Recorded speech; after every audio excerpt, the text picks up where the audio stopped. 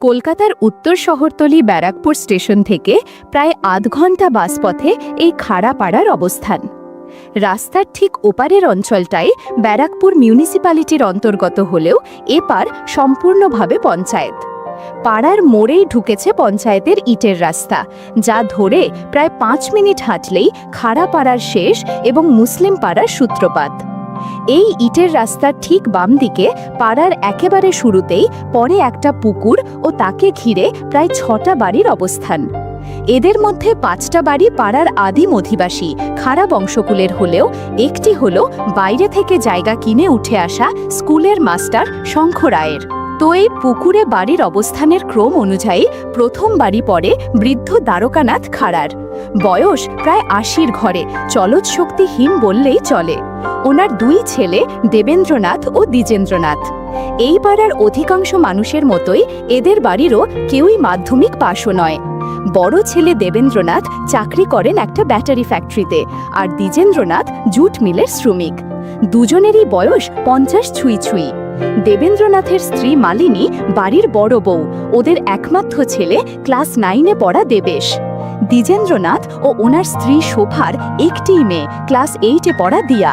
গল্পের শুরুতেই যে পুকুরের উল্লেখ পেয়েছেন, সেখানেই নিজেদের বাড়ির ঘাটে জামাকাপড়, বাসন মাজা ইত্যাদি করে থাকেন এই 2 বউ। রায় বাড়ি বাদ দিলে পুকুরের ধারের বাকি প্রত্যেকটা বাড়ির মহিলারাও তাই করেন, তবে তা বলবো অন্য কোনো দিন। এ তো গেল পোশাকি পরিচয়। এবার আসা যাক সেই বিষয়ে যে কারণে আমরা ব্যারাকপুরের খাড়াপাড়ার কথা বলছি। দুজনেই সারাদিন খেটে ক্লান্ত হয়ে পড়েন। ঘরে ফিরে আর বেশি কিছু করার শক্তি বা ইচ্ছাও থাকে না, ফলে বাড়ির পরিবেশে কিছুটা নিঃসঙ্গতা জমে ওঠে, বিশেষ করে রাতের বেলায়।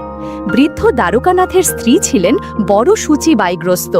2 বউ বিয়ে হয়ে আসার পরই বারবার স্নান করে শুদ্ধ হতে বলতেন। যেমন ভাত রান্না করার পর কড়াইতে মাছ চড়াবার আগে স্নান করতে হতো, আবার মাছের ঝোল হয়ে যাওয়ার পর সবাইকে খেতে দেওয়ার আগে আরও একবার স্নানের ফরমান। ফলে এই অভ্যাসের বশবর্তী হয়ে শাশুড়ি গত হওয়ার পরেও 2 বৌমা পালা করে করে ভীষণ উৎসাহের সাথে পুকুরে গিয়ে স্নান করেন। শোভা সম্পর্ক অনুযায়ী ছোট বউ হলেও ব্যক্তিত্বে বেশ দৃঢ় ও পরিপাটি, দেখতেও মানানসই, সেজন্য পাড়ার সবার চোখে সহজেই পড়ে যান। পুকুর পাড়ের ব্যস্ততা ও চেনা মুখগুলোর আনাগোনায় পথচারীরা মাঝে মাঝেই একটু থমকে তাকান, আর শোভা নিজের মতো কাজ করতে করতেই সেই সব দৃশ্য উপভোগ করেন। লোকজনের চোখে পড়ে যাওয়া শোভাকে কেমন যেন একটা আলাদা গুরুত্বের অনুভব করায়। এদিকে বাড়ির বড় বউ মালিনীও কোনো কিছুতে কম নন, তা ব্যারাকপুরের যে কোনো বাসিন্দা বলে দেবে। পাড়ার লোকজন বলেন যে বিয়ের পূর্বে মালিনী নাকি লোকের বাড়ি বাড়ি জল তুলে দিয়ে আসতেন পয়সার বিনিময়ে। তখনই একদিন পাশের রাস্তা দিয়ে যেতে যেতে তাকে দেখে নাকি মন গলেছিল ব্যাটারি কোম্পানির লেবার দেবেন্দ্রনাথের। রোজ সকালে স্নান শেষে সূর্যকে প্রণাম করে মন্ত্র উচ্চারণ করেন মালিনী। এই দৃশ্য পাড়ার অনেকেই দেখেন। উনি একটু অপ্রস্তুত হয়েছেন এমন একটা ভাব করে দ্রুত শাড়ি ঠিক করে বাড়িতে ঢুকে যান। এই তো গতকাল স্নান করে উঠে মালিনী চমকে যান, দেখে যে কাপড় অগোছালো হয়ে আছে। তড়িঘড়ি সব ঠিকঠাক করতে গিয়ে আরও চমকে যান এটা দেখে যে মাস্টার রায়বাবুর একমাত্র ছেলে সোহম কলেজের ট্রেন ধরবার জন্য পথে বেরিয়ে কিছুটা বিস্মিত মুখে দাঁড়িয়ে আছে। চোখাচোখি হতে লজ্জা পেয়ে দ্রুত হেঁটে অদৃশ্য হয়ে গেল। এই সোহমের কাছেই তিনি নিজের ছেলে দেবেশকে পাঠান সায়েন্স গ্রুপ পড়তে, আর দেবেশ কিছুই পড়া বুঝতে না পারার জন্য সোহম অধৈর্য হয়ে চিৎকার করে নিজের ঘর থেকে শুনতে পান মালিনী। এই সোহম তো নাকি কলকাতাতে কলেজে পড়ে, তো সেখানে তো নিশ্চয় কতই মেয়েরা পড়াশোনা করে, কিন্তু তবুও সে তাকালো কেন? এমন ভাবতে ভাবতেই নিজের অজান্তেই হালকা একটা হাসি ফুটে ওঠে মুখে। যাই হোক, ওকেই জিজ্ঞাসা করা যাক।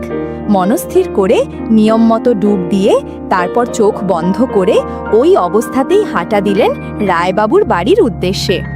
সপ্তাহে 2 দিন দেবেশ যায় সোহেমের কাছে সায়েন্স গ্রুপের বিষয়গুলো পড়তে, আর সেটা কোন কোন দিন এক কথায় পাড়ার যে কেউ বলে দিতে পারবেন, কারণ সোহেমের চিৎকার। সে বহুবার চেষ্টা করেও দেবেশকে কিছুতেই বুঝিয়ে উঠতে পারে না জটিল বিষয়গুলো। একে তো দেবেশ গবেট, তার ওপর মহা ফাঁকিবাজ। আজও যথারীতি সোহেমের চিৎকারে পাড়া মুখরিত। তোকে কতবার বলেছি অক্সিজেন জারক পদার্থ, তাহলে এই বিক্রিয়াটা কি হবে আর তুই কি লিখেছিস? কণ্ঠস্বরটা বেশ স্পষ্ট শুনতে পাচ্ছেন মালিনী এবার। এতক্ষণে পৌঁছে গেছেন রায়বাণীতে। মালিনী ভালো করেই জানেন দিনের এই সময়ে সোহেমের মা অফিসে এবং বাবা অর্থাৎ ইতিহাসের মাস্টার শঙ্খ রায় ইতিমধ্যেই স্কুলের উদ্দেশ্যে রওনা দিয়েছে। আসলে ওনার স্কুল তো সেই বনগা। উনি আস্তে আস্তে খোলা কলাপসিবল গেটের ফাঁক দিয়ে নিঃশব্দে প্রবেশ করলেন। ধীরে ধীরে এগিয়ে চললেন সোহেমের ঘরের উদ্দেশ্যে। দেবেশের প্রতি সোহেমের চিৎকার স্পষ্ট থেকে স্পষ্টতর হতে থাকল। এক সময়ে সে তিরস্কার করতে করতে আচমকা দরজার দিকে তাকালো এবং চমকে গেল। সোহেমের দৃষ্টি অনুসরণ করে তাকিয়ে দেবেশও গেল চমকে। দেবেশের মা মালিনী এসেছেন। আসুন বৌদি, বসুন বলে ঘরের এক কোণ থেকে একটা টুল এনে সামনে বসিয়ে দেয় সোহেম। টুলে বসতে যাওয়ার সময় সোহেম আর দেবেশ কিছুটা চমকে ওঠে। হয়তো ভেজা কাপড়ে হঠাৎ উপস্থিত হওয়ায় পরিবেশ একটু অস্বস্তিকর হয়ে পড়ে।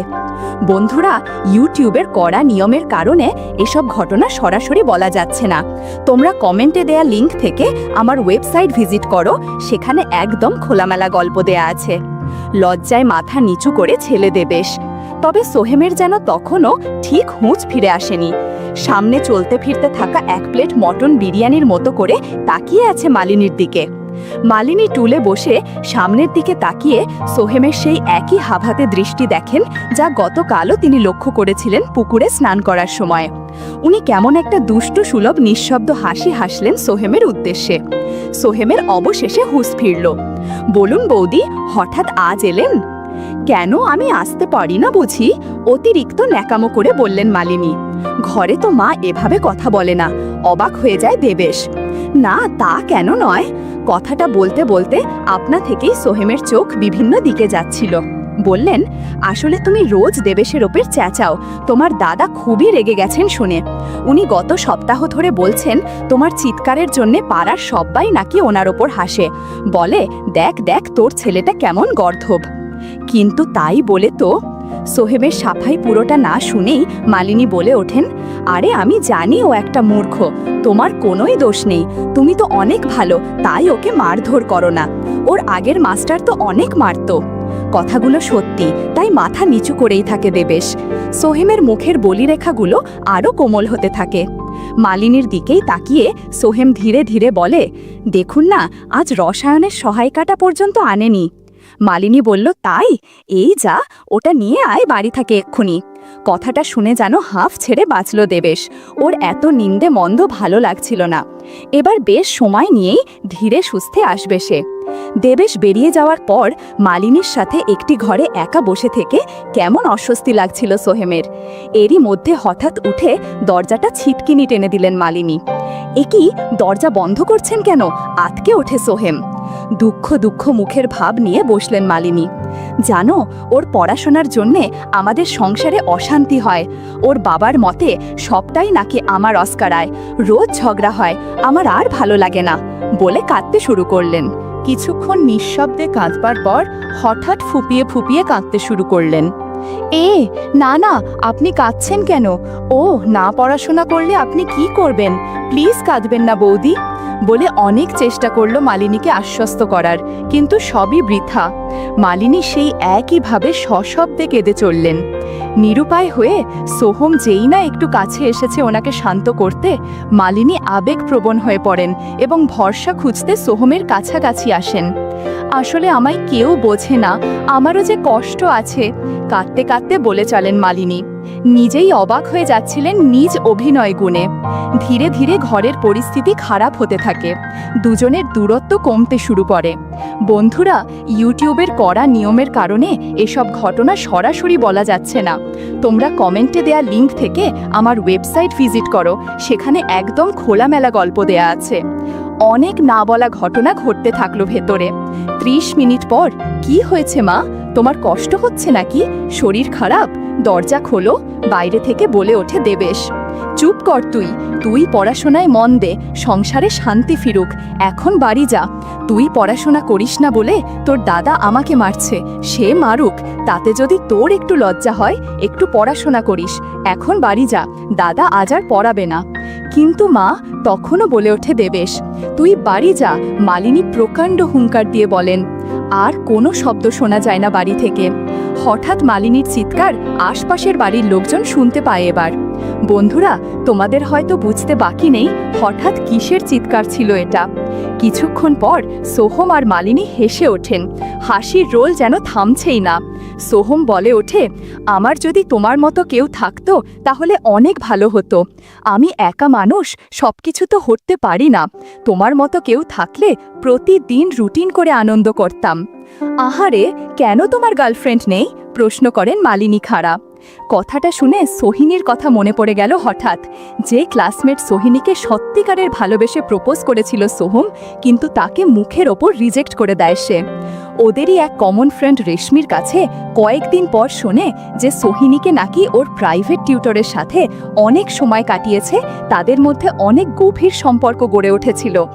এতে সোহমের খারাপ লাগলেও পরে সবকিছু ভুলে যাও, কিন্তু পরে জানতে পারে সেই প্রাইভেট টিচার ধোঁকা দিয়ে চলে গেছে। সেদিন ভীষণ কষ্ট পেয়েছিল সোহম, খুব কেঁদেছিল ঘরে এসে। সেই সমস্ত কথা মনে পড়ল মালিনীর প্রশ্নে। মায়াভরা দৃষ্টিতে তাকালো মালিনী খাড়ার দিকে। মালিনী অবাক হয়ে বলে, কি হয়েছে, থেমে গেলে কেন? সোহম বলল, না, এখন আর ভালো লাগছে না, অন্য একদিন বলল, এখন একটু ফ্রেশ হয়ে আসি। এরপর সোহম ফ্রেশ হতে চলে গেল। এদিকে মেঝেতে পড়ে থাকা কাপড় গুছিয়ে নেন আর দরজা খুলে বেরিয়ে যান। হঠাৎ খেয়াল হয় মুখে লেগে থাকা আঠালো কি যেন লেগে আছে, তবুও সেটা পরিষ্কার করলেন না। সোজা বাড়ির উদ্দেশ্যে রওনা হলেন খাড়া বাড়ির বড় বউ মালিনী খাড়া। বাড়ি গিয়েই প্রথম মুখোমুখি হয় ছেলে দেবেশের সাথে। মা, তোমাকে খুব ক্লান্ত লাগছে কেন? কি হয়েছে তোমার? আর তোমার মুখে কি যেন লেগে আছে? বলতেই মালিনী বললেন, তুই পড়াশোনা করিস না বলে অনেক কথা শুনতে হয়েছে, আর ওখানে নাস্তা করেছিলাম হয়তো, এ কারণে মুখে গুড়ের রস লেগে আছে। এই বলে মালিনী সোজা ফ্রেশ হতে চলে গেল।